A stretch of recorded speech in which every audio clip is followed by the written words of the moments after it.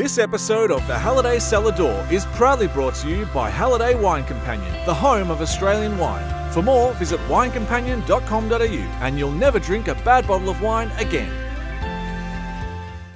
Hi, I'm Sally Stanton and welcome to the Hunter Valley. There are more cellar doors open to the public here than in any other wine region in the country. And today we meet two more of Australia's first families of wine. Soon we head to the McWilliams owned Mount Pleasant, but first it's Tyrrell's Wines. This is the Halliday Cellar Door.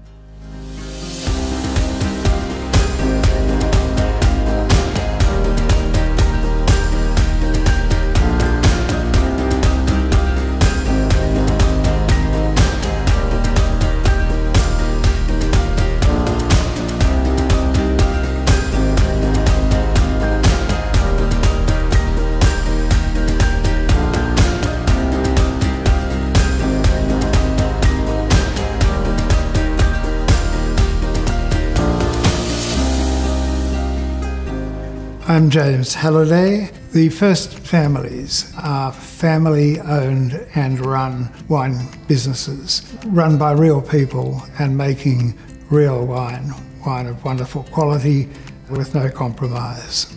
Fine wine has to have a soul, and the 12 families have put their heart and soul into their wineries over, of course, in some instances, many generations. Tyrrell's, the Hunter Valley and Semillon are almost synonymous with each other. It is the purest example of terroir in the world, and this is the idea that a certain block of land will give a unique character to the vines and hence the grapes grown on it. The climate of the Hunter Valley is hot. You would have thought that, given this fairly hostile environment, that Semillon, which is actually a thin-skinned grape, would just pack it in at the first sign of rain or just wouldn't get there. It does, and it's weird the way it has entrenched itself. The arrival of screw caps was greeted by Bruce Tyrrell. Screw cap means that the minimum lifespan of good Semillon is 20 years, and this last release I've sort of said 20 years plus for these wines, but truly it's longer than that.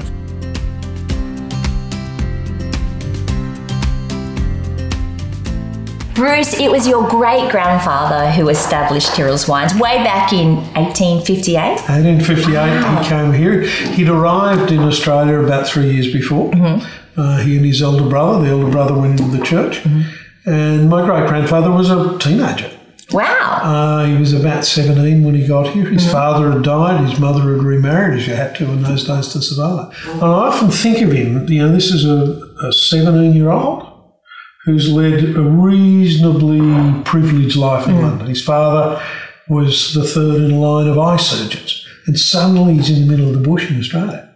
And everything's different. And so this space... This space was the original family house. Okay. The little hut outside, yeah, that was the original family house. Oh. Great-grandfather lived in there. Oh, wow. Yeah, until he got married, and then, as I say, nothing's changed. His wife wanted a better house.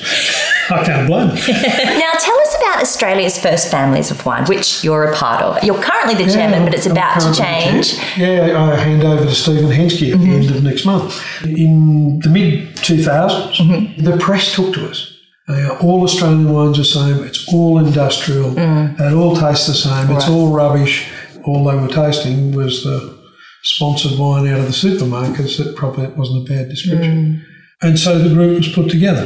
There's 14 criteria that you've got to have environmental credentials, you've got to be able to do a 20-year vertical tasting of the Langton's classified wine, you've got to be a member of the industry association. It's quite prestigious. What it did was those criteria cut the numbers down quite dramatically. I think originally there were only about 15 that qualified. And so it was not, we didn't pick 12 because it was convenient number, that was the number. We set out, taking that position, to tell the world again that we weren't just an own label on the shelf at Tesco's. We were part of an industry that that's got 65 different grape growing regions. It's got all these different styles. It's got all these characters. And now Wine Australia like to use us as a front. Robert Hill-Smith always says that we hunt as a pack.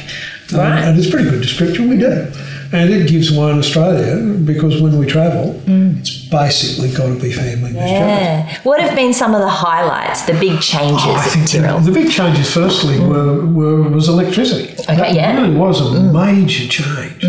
With electricity then came refrigeration, and with refrigeration came the ability to make much, much better white wine. Okay. That we could ferment, we could control the temperature, it didn't get hot, it didn't get broader, coarser, flatter white. And is that where the whole Semillon? That's where the Semillon thing started. It was Graham Gregory, who was one of the great viticulturalists, who worked for as head of viticulture for New South Wales government in the 60s. I remember him being in the winery with my father, and he tried a young Semillon out of the barrel, and he turned around, and Graham was not someone to mince his words. He said, "Jesus, Murray, there's enough bloody acid in this to take the enamel off your teeth." And there was. Well, white wines do affect your teeth more, don't they? And so, as soon as the grapes turned, and there was a cloud in the sky, my old man started to pick. Now, before we go any further, and I embarrass myself, in the Hunter Valley, you pronounce Semillon different to other parts of Australia. Yeah, I say Semillon. Semillon, yeah. It's a bit like I say Shiraz. I don't say Shiraz or Shiraz, which I think are hard, ugly words. Shiraz. I say Shiraz because it's the wine that it makes is about warmth and generosity. And there shouldn't be any hardness in it. It does sound nice. Shiraz. It doesn't sound Shiraz, like it's nice. yes. Part of it is, if you've had your nose broken as many times as I have, saying it the other way is not very easy. So I say Semillon. Semillon, okay. Well, maybe I should say it like you. It sounds better. Semillon. Now, we could be here forever talking. I feel you've got so much history amongst the vines here. But tell me about the sacred sites. Yeah, look, sacred sites for us is, well, it's one of the luck of the draw of being in the Hunter. Today in the district here, there are 11 blocks of vineyard on their own routes, over 100 years old, all pre-phylloxera. Wow. I actually own and James pushed me for a long time to make the statement, and I always thought there was an older Chardonnay vineyard probably in South Africa. So I checked with one of my mates over there, and he said, no, 1910 it got wiped out. So this vineyard's planted in 1908, and we're basically sure it's the oldest Chardonnay vineyard in the world. Wow. But of the classic grape varieties, 12 of them, the oldest grape vines in the world are here in Australia.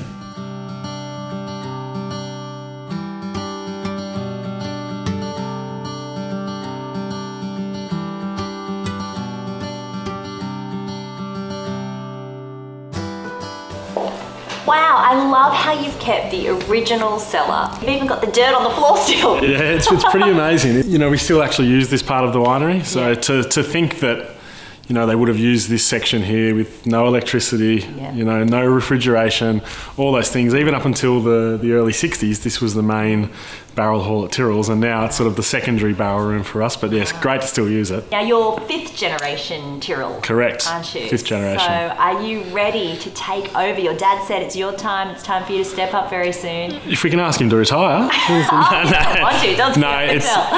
We've got a great working relationship, and I think the wine industry is very complex and quite varied, that you're not sort of working on top of each other all the time. So we're quite separate in what we do and how we do it, and we get along pretty well, and I think we're both trying to achieve the same thing, which is good. Now, speaking of those wines, what makes a Hunter Valley wine so special? What makes it stand out from the crowd? Hunter Valley Semillon is here, and it's not copied anywhere else. Not many winemakers in the world get to work with something that's truly unique to your region, which is great. Yeah, that is. So I think that's something that sets the Hunter apart. Yeah. And they're great as young wines, and they're great as old wines, and they're just awesome. And what sets Tyrrell's Semillon, as I'm now going to say, so today? I say Semillon and Semillon. I kind of get both, but I think what makes ours special is the vineyards. And the soil here actually changes, doesn't it? Yeah, it does. It's very, very variable, the soil here, and in a lot of regions it is like that. But here particularly, you've got up on the hills where we are now, the heavy red volcanic, the heavy clays, a lot of limestone up on those ridges. And then in between those, over the years, it's all washed down. It's really fine, broken down, sandy stuff, and seashells and fossils and all that sort of stuff. Yeah. And that's, generally speaking, where all the whites are planted. Oh, okay. So they're really free draining, great for Semillon. Yeah. Semillon. Okay, well, let's taste this Semillon. Let's do it. Let's do that, yeah. Beautiful.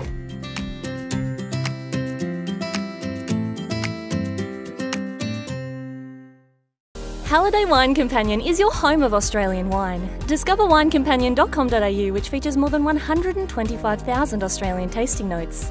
With the Halliday Virtual Cellar, you can electronically store, track and monitor wine bottles, a must for anyone with a home cellar. Plan your next getaway with more than 3,400 winery and cellar door reviews, and find behind-the-scenes exclusives from this series of the Halliday Cellar Door. So visit winecompanion.com.au to become a member, and you'll never drink a bad bottle of wine again.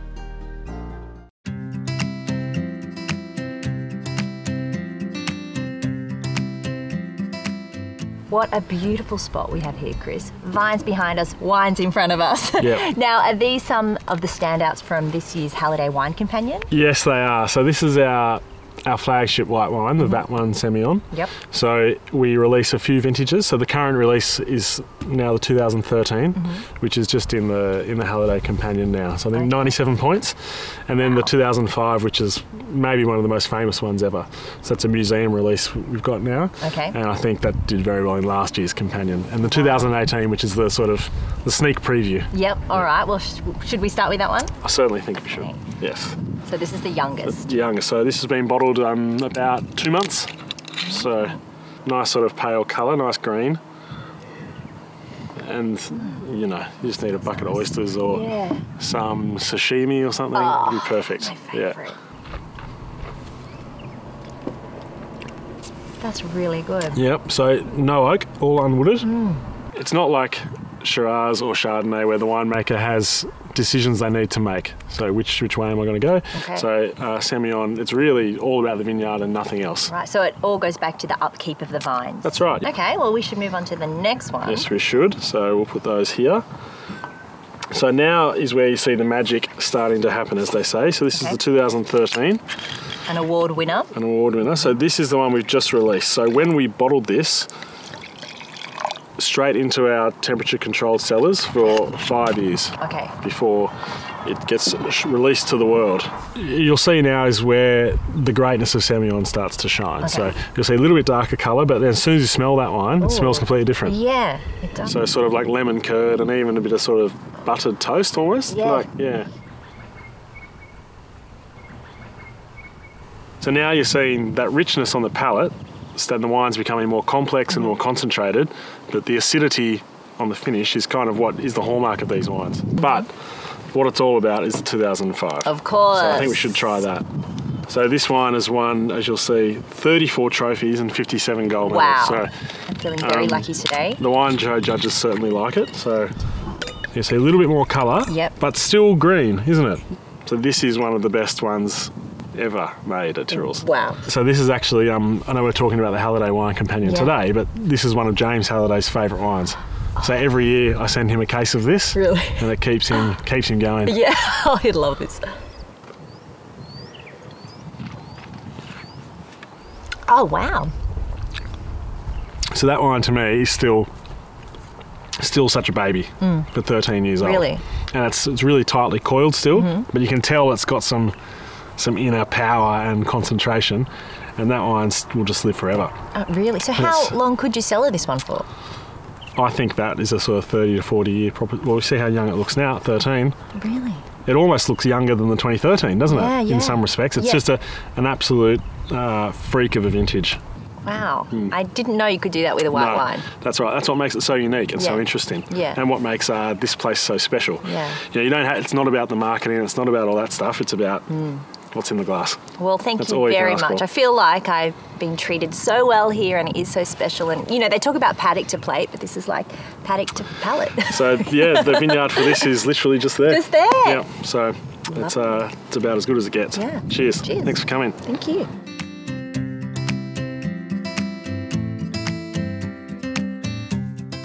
Tyrrell's Wines doesn't need some of the bells and whistles that other cellar doors may have, because their wines, they really say it all, especially the Semillon or the Semillon. Now stick around because up next we're at the McWilliams family-owned Mount Pleasant Wines. See you there. Halliday Wine Companion is your home of Australian wine. Discover winecompanion.com.au, which features more than 125,000 Australian tasting notes. With the Halliday Virtual Cellar, you can electronically store, track and monitor wine bottles, a must for anyone with a home cellar. Plan your next getaway with more than 3,400 winery and cellar door reviews and find behind-the-scenes exclusives from this series of the Halliday Cellar Door. So visit winecompanion.com.au to become a member and you'll never drink a bad bottle of wine again. McWilliams was founded in 1916 and was one of the first major plantings in the Riverina by J.J. McWilliam. At one stage, McWilliams was one of the largest privately held companies in Australia. The other great thing for McWilliams, of course, has been Mount Pleasant, going back to 1921, when Maurice O'Shea had bought the property called Mount Pleasant. And what he was making was really fine table wine, which if you can find a bottle today and you love old wine and the stories that lie behind it, is just about the greatest discovery you can have in Australia. There are a few bottles still remaining, but they are few and far between.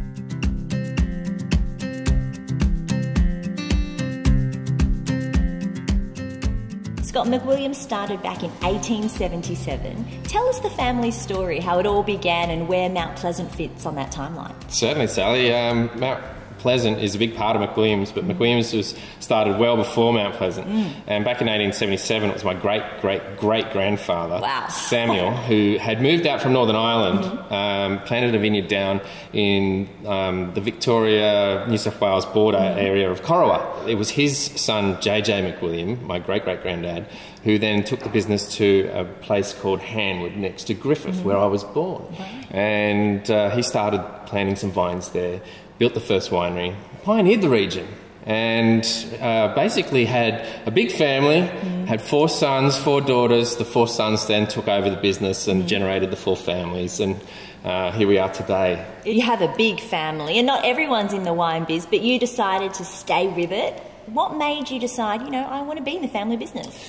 Yeah, I had some experience in the cellar when I was 14. Actually, that was my first job ever. Wow. And I was sent into the cellar to clean out some of the yeast lees out of the bottom of the fermentation vats. And so the fun job. Yeah, you got to start somewhere. The wine industry is a wonderful, magical industry, and I can only appreciate that now. Yeah. Back then, it was just what I did, and it was just what Dad did and what Granddad did. My granddad's still alive today. He's 93, and I love sitting down with him and talking about the good old days and how hard it was to make wine back then. And what makes a Hunter Valley wine so special? The Hunter Valley is a very special region for many reasons. There's a lot of history in the winemaking, and there's this very strong style direction from the Hunter Valley. Oh, okay. So what are some of those characteristics? Okay, so Semillon is a very light, dry, acidic wine. Some people are a little bit scared about Semillon at first. For a start, it's hard to pronounce. It's a flavour profile that generally first-time wine drinkers don't really get into. Right. The best thing about Hunter Valley Semillon is that it ages, and it ages better than most red wines. Really? Absolutely. Wow. The oldest one I had from this estate was 1969. I had that a few years ago, and it was looking absolutely superb. Wow, that's very old. Incredible. And what about the Shiraz, which you've got here as well? So there's a region in France called the Rhone Valley, and that's where Shiraz has its grassroots. Here in the Hunter Valley, we produce a wine that is almost similar to that French style. Very complex and savoury almost in a way, but very also delicate and elegant. Right, how interesting. Well, let's try the Semillon. It's sitting here calling my name. So what can I expect here? Okay, so this is the 2013 Lovedale. The Lovedale is the name of the vineyard. The vines for this particular wine were planted in 1946. They basically were planted there by Maurice O'Shea and one of my great uncles, Stuart McWilliam. The wine is made purely from those old vines. On the Lovedale Vineyard, there is some younger vines as well, which makes other products, but the Lovedale Semillon is purely the old vine wine. And this has the Halliday stamp of approval. Absolutely. This particular vintage received just recently 96 points, which I'm very, very happy about.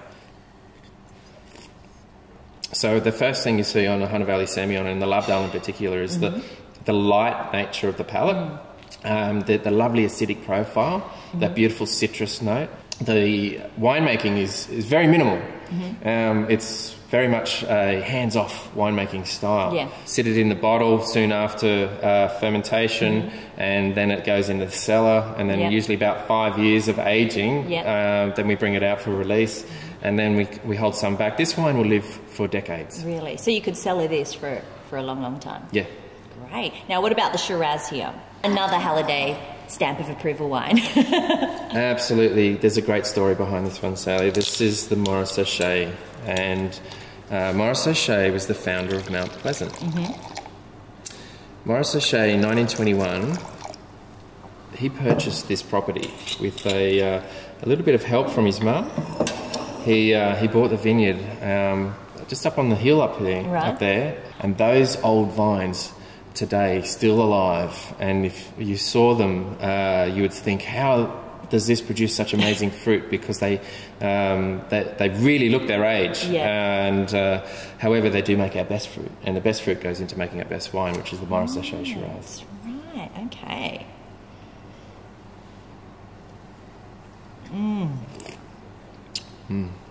It's beautiful, isn't it? That is delicious. Very berry. Yeah. Dark berries? Yeah, so we do describe this wine as having some dark berry fruits. Here on the estate, we do get a lot of those flavours, and in the Rose Hill Vineyard, we get more of what I call the red fruit berry. Right, okay, that's really nice. And they're so easy to drink. Well, I'm feeling very lucky to be here today tasting your wines. Thank you very much. A pleasure. Cheers.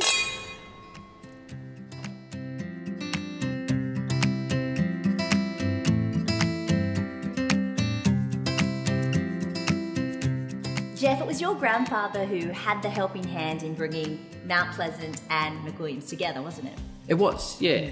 So we're a Griffith-based family, and our winery was well established there. But my grandfather spent a lot of time coming to Sydney in the late 1920s, early 1930s, and through that he got introduced to Maurice O'Shea. Recognised the brilliance in O'Shea as a winemaker, and in 1932 we partnered with O'Shea, I guess, to continue to develop Mount Pleasant. And who was Maurice O'Shea? Was he really well known at the time? Look, he was well known amongst people that knew wine. You've got to remember, Australia's predominantly were drinking fortified wines, but there were some wine merchants in Sydney, and specifically a guy called Johnny Walker, who was selling O'Shea's wines. Not the Johnny Walker. Not the Johnny Walker, no. Different drink. Pretty popular name, I guess. But yeah, no, he introduced my grandfather to O'Shea. Right. Yeah. And so McWilliams stepped in, and now this is where your premium wines are cultivated and made. Yeah, this is our most premium brand, and we're a pioneering wine family, and so we had to be in the Hunter, and we've continued the legacy of O'Shea, and the family involvement is important. It's part of our responsibility is to continue that legacy through the generations. Yeah. Well, thank you so much for having us here. It is a spectacular spot. No, it's our pleasure. Absolutely.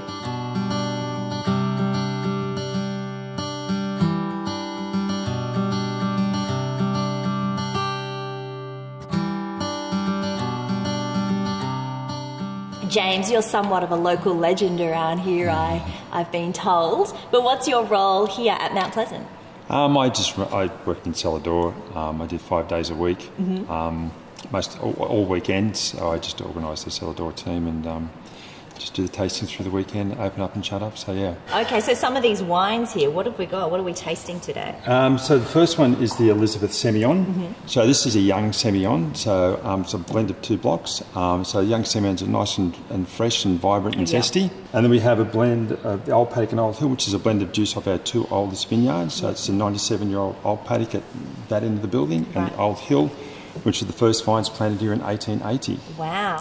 So Semillon's the kind of wine that matches up very well with seafood because it has those citrus flavours like lemon and lime. Yep. So this one just got a little bit of acid. It'd be really good with sort of prawns and oysters and shellfish like that. So nothing lobster, but nothing with too sort of heavy sauces. You don't want to ruin the wine by garlic, creamy, buttery sauces. Too overpowering. Yeah, so you just want something that's going to complement the wine. Oh, the citrus flavours, the citrus aromas. It's very, and it's not too aggressive on the palate either.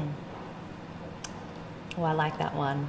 I do love a Semillon because I'm a big seafood girl, and with summer around the corner. Exactly. Perfect. So, I mean, you could even find a nice place that does fish and chips and glam up your fish and chips with a Semillon. I like that. Glam fish and chips. Yeah. So I think you're onto something with that. Well, don't tell anybody. It'll be our secret. And the last one is my favourite Shiraz that we make. It's the Old Paddock and Old Hill. So it's the juice off the two oldest vineyards. So you've got those nice sort of soft old wine tannins, more black and blue fruits, stuff like that. Black and blue fruits? Yeah, so this will again will last you for 20, 25 years. That smells delicious. Black and blue fruits, like blueberry? Yeah. Lovely. It is very berry-licious. Yeah, very much so. Oh, I like this one. What about you? What's your favourite here? Favourite wine? Yes, do you have just one? No, I don't. The favourite Shiraz is the Old Paddock Old Hill, and my favourite Semillon would probably be Lavidale, which is our premium Semillon. Yes. Again, that's a 72-year-old single vineyard. Wow. If you can find a wine that you can drink and enjoy without food, I think that's a sign of a great wine. And what's your favourite thing? What do you love about working here at Mount Pleasant? The thing I like the best is the people that work here. I mean, obviously there's the history of the place and the quality of the wine, which is exceptional, but it's just the people you work with every day.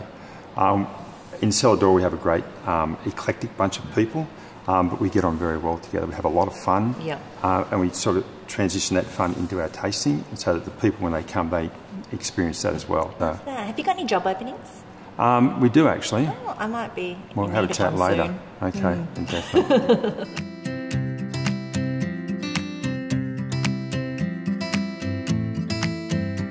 I have loved the Hunter Valley. It's easy to see why it's one of the most popular wine regions in Australia. If you haven't been here yet, I highly recommend you pay a visit. Thanks for watching the Halliday Cellar Door. For more episodes, make sure you jump online, and I'll see you next time.